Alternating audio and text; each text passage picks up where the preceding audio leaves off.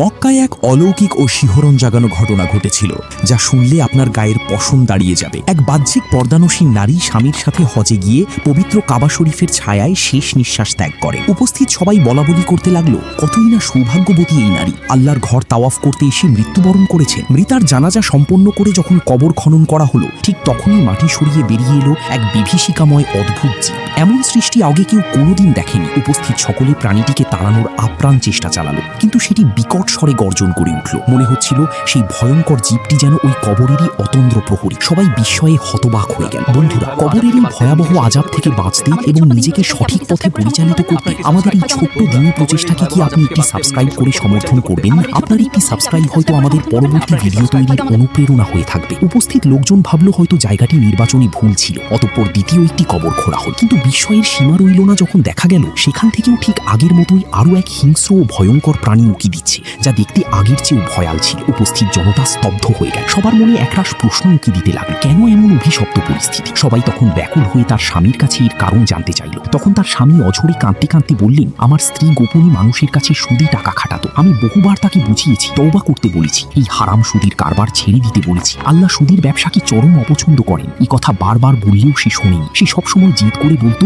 এটাই নাকি তার ব্যবসা।